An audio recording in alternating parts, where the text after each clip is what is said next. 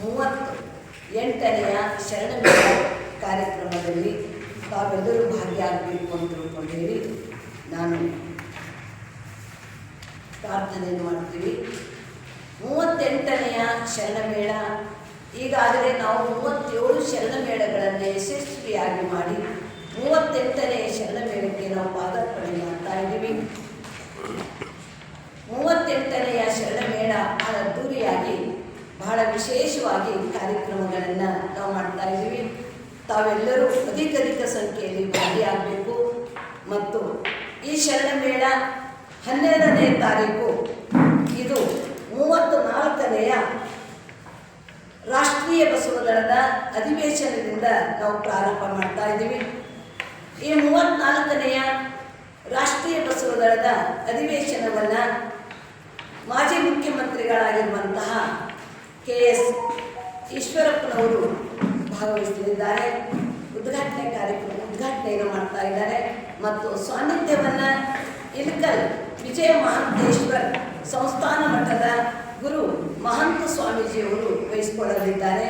ಮತ್ತು ರವಕವಿಯ ಗುರುಬಸವ ಆಶ್ರಮದ ಗುರು ಸಿದ್ದೇಶ್ವರ ಸ್ವಾಮೀಜಿಯವರು ಕೂಡ ವಹಿಸಿಕೊಳ್ಳಲಿದ್ದಾರೆ.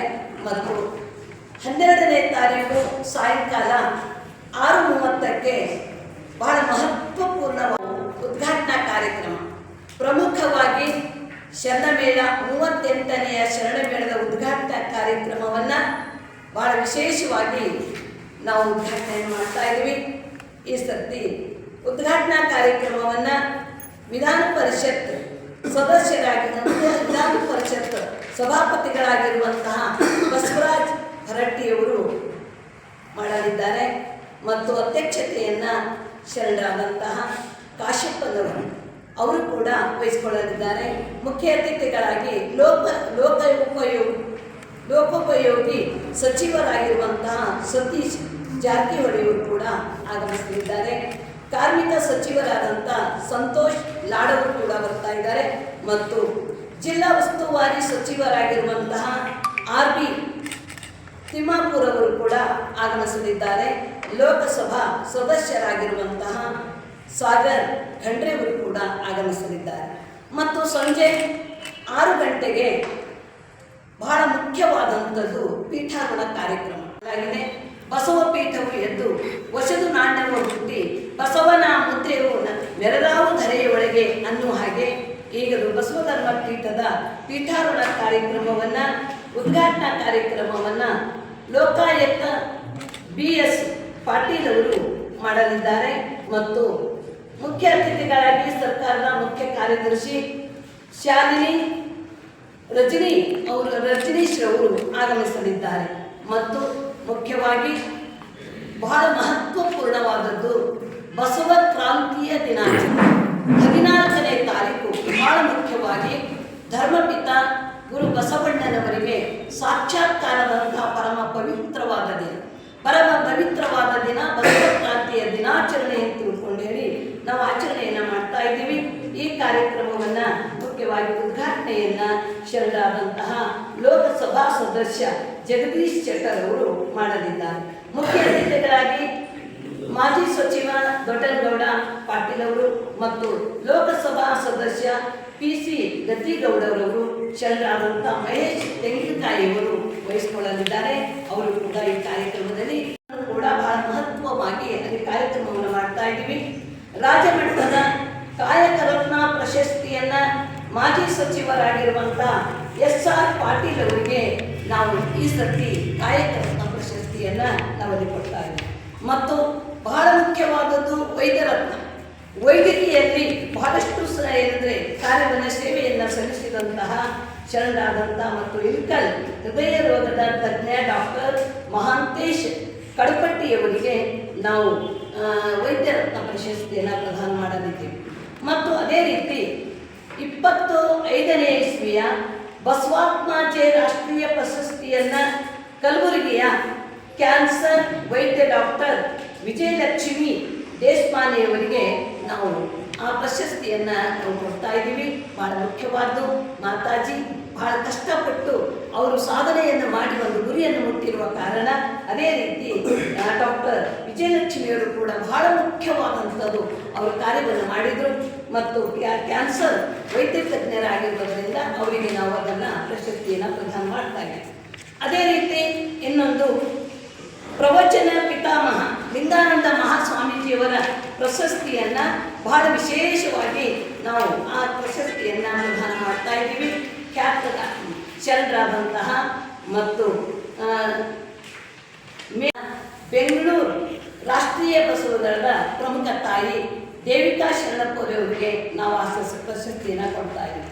ಅದೇ ರೀತಿ ನಾವು ಶರಣರತ್ನ ಪ್ರಶಸ್ತಿಯನ್ನು ಗೋಕಾಕದ ಶರಣೇಶ್ವರಿ ಕಮಲಕ್ಕ ಚೌಧರಿಯವರಿಗೆ ನಾವು ಸೇವಾರತ್ನ ಪ್ರಶಸ್ತಿಯನ್ನು ಕೊಡ್ತಾ ಇದ್ದೀವಿ. ಅದೇ ರೀತಿ ಸಂಸ್ಕಾರ ಪ್ರಶಸ್ತಿ ಅಂದರೆ ಬಹಳ ಮುಖ್ಯವಾಗಿ ಧಾರ್ಮಿಕವಾಗಿ ಅವರು ಸಂಸ್ಕಾರವನ್ನು ಕೊಡ್ತಾ ಇರೋದ್ರಿಂದ ಅದೊಂದು ವಿಶೇಷವಾಗಿ ನಾವು ಆ ಪ್ರಶಸ್ತಿಯಲ್ಲಿ ತಿಳಿಸುತ್ತಿ ಅದನ್ನು ಬೀದರ್ ನಗರದ ಶರಣರಾದಂತಹ ನಮ್ಮ ಸುರೇಶ್ ಸ್ವಾಮಿಯವರಿಗೆ ನಾವು ಆ ಪ್ರಶಸ್ತಿಯನ್ನು ನಾವು ಅದನ್ನು ಕೊಡ್ತಾ ಇದ್ದೀವಿ. ಆನಂತರ ಬಹಳ ಮುಖ್ಯವಾದದ್ದು ಸೇವಾರತ್ನ, ಬಹಳ ನಿಸ್ವಾರ್ಥವಾಗಿ ಸಾಕಷ್ಟು ಸೇವೆಯನ್ನು ಮಾಡಿದಂತಹ ಸೇವಾರತ್ನ ಪ್ರಶಸ್ತಿಯನ್ನು ಕೊಪ್ಪಳ ಜಿಲ್ಲೆಯ ಗುಡೇ ಗ್ರಾಮದ ಬಸನಗೌಡ ಪಾಟೀಲ್ ಅವರಿಗೆ ನಾವು ಆ ಪ್ರಶಸ್ತಿಯನ್ನು ಕೊಡ್ತಾ ಇದ್ದೀವಿ. ಮುಖ್ಯವಾಗಿ ಶರಣರ ಹೆಸರಿನಿಂದ ಒಕ್ಕಲದ ಮುದ್ದಣ್ಣ ಈ ಪ್ರಶಸ್ತಿಯನ್ನು ಚಂದ್ರಾದಂತಹ ಹಿನ್ನೆಲೆಯಲ್ಲಿ ನಾವು ಏನಂದರೆ ಪೆಂಡಾಲು ಬೇರೆ ಬೇರೆ ಕಾರ್ಯಕ್ರಮಗಳಿಗೆ ವ್ಯವಸ್ಥೆಯನ್ನು ಅಲ್ಲಿ ನಾವು ಮಾಡ್ತಾ ಇದ್ದೀವಿ. ಪೆಂಡಾಲ್ ಎಲ್ಲ ಸಿದ್ಧವಾಗಿದೆ ಮತ್ತು ಪ್ರಸಾದಕ್ಕಾಗಿ 5 ಲಕ್ಷ ಜೋಳದ ರೊಟ್ಟಿಯನ್ನು ಮತ್ತು 5 ಲಕ್ಷ ಸಜ್ಜೆ ರೊಟ್ಟಿಯನ್ನು ಮತ್ತು ಇನ್ನು ಬೇರೆ ಬೇರೆ ಪದಾರ್ಥಗಳನ್ನು ಕೂಡ ನಾವೆಲ್ಲ ತಯಾರು ಮಾಡ್ತಾ ಇದ್ದೀವಿ. ಶರಣ ಬಂಧುಗಳೇ, ತಾವೆಲ್ಲ ಈ ವರ್ಷ ಬಹಳ ಮುಖ್ಯವಾದಂಥದ್ದು ಈ ಕಾರ್ಯಕ್ರಮ. ನಾವು ಪ್ರತಿ ವರ್ಷವೂ ಶರಣ ಮೇಳದ ಏನಂದರೆ ಕಾರ್ಯಕ್ರಮಕ್ಕೆ ಬರಬೇಕಾದ್ದು ನಮ್ಮೆಲ್ಲರ ಆದ್ಯ ಕರ್ತವ್ಯ. ಯಾವ ಜಾತಿ ಮತ ಪಂಥ ಎನ್ನುವ ಭೇದವಿಲ್ಲದೆ ನಾವೆಲ್ಲರೂ ಸಮಾವೇಶ ಆಗಿರುವಂತಹ ಪರಮ ಪವಿತ್ರವಾದಂಥ ಕ್ಷೇತ್ರ ಕೂಡಲ ಸಂಗಮ ಕ್ಷೇತ್ರ. ನಮಗೆ ಯಾರಿಗೂ ಬಹಳ ದೂರ ಇಲ್ಲ. ಯಾಕೆಂದರೆ ನಮ್ಮ ಪುಣ್ಯ, ನಮ್ಮ ಭಾಗ್ಯ, ನಮ್ಮೆಲ್ಲರ ಧರ್ಮ ಕ್ಷೇತ್ರ. ಗುರು ಬಸವಣ್ಣನವರು 12ನೇ ಶತಮಾನದಲ್ಲಿ ಜಾತ್ಯತೀತ ಧರ್ಮ ಸ್ಥಾಪನೆ ಮಾಡಿದ್ದಾರೆ ಎಂದಾಗ ಈ ಒಂದು ಶರಣ ಮೇಳ ಬಹಳ ಮಹತ್ವಪೂರ್ಣವಾದದ್ದು. ಶರಣರಿಗಾಗಿ ಶರಣರೇ ಮಾಡುವಂಥ ಮೇಳ ಆಗಿರುವುದರಿಂದ ನೀವೆಲ್ಲ ಅಧಿಕ ಸಂಖ್ಯೆಯಲ್ಲಿ 38ನೇ ಶರಣ ಮೇಳದಲ್ಲಿ ಭಾಗಿಯಾಗಿ ನಮ್ಮ ಜೀವನವನ್ನು ಪಾವನ ಮಾಡ್ಕೋಬೇಕು ಅಂತ ತಿಳ್ಕೊಂಡೇಳಿ ಶುಭವನ್ನು ಹಾರೈಸಿ. ಈಗ ಸರ್ಕಾರ ತುಂಬ ಚೆನ್ನಾಗಿ ವ್ಯವಸ್ಥೆ ಮಾಡ್ತಾ ಇರೋದ್ರಿಂದ ಯಾರಿಗೇನು ತೊಂದರೆ ಇಲ್ಲ. ದುಡ್ಡು ಕೊಡ್ತಾರೆ, ರೇಷನ್ ಕೊಡ್ತಾರೆ, ಎಲ್ಲ ಇರೋದ್ರಿಂದ ಏನರ ಕೊರತೆ ಇದ್ರೆ ಬರಬೇಕಲ್ಲ ಇಲ್ಲಿಗೆ. ಹೌದೌದು, ನಿರ್ಣಯ ಮಾಡ್ತೀವಿ. ನಿರ್ಣಯ ನಿರಂತರವಾಗಿ ಹೋರಾಟ ಇದ್ದೇ ಇರ್ತದೆ. ಅಂದರೆ ಮೊದಲು ಏನಂದರೆ ಹೊರಗಡೆ ಬಹಳಷ್ಟು ಗಲಾಟೆ ಮಾಡಿದರೆ ಅದೊಂದು ಹೋರಾಟ ಅಂತ ತಿಳ್ಕೊಂಡಿರ್ತಾರೆ. ನಾವೇನು ಮಾಡಬೇಕು ನಾವೆಲ್ಲ ಮಾಡ್ತೀವಿ. ಈಗ ಸ್ಟೇಟಸ್ ಯಾವ ಹಂತದಲ್ಲಿದೆ? ಇದು ಈಗ ಬಂದಿದೆ, ಕೊನೆ ಹಂತಕ್ಕೆ ಬಂದಿದೆ. ಇನ್ನೂ ಸ್ವಲ್ಪ ಪ್ರಯತ್ನ ಅಂತೂ ಮಾಡಲೇಬೇಕಲ್ಲ. ನಾವು ಅದೇನು ಮಾಡ್ತಾನೆ ಇದ್ದೀವಿ. ಅದನ್ನೆಲ್ಲ 40 ವರ್ಷದಿಂದ ಅದನ್ನೇ ಮಾಡ್ತಾ ಇದ್ದೀವಿ.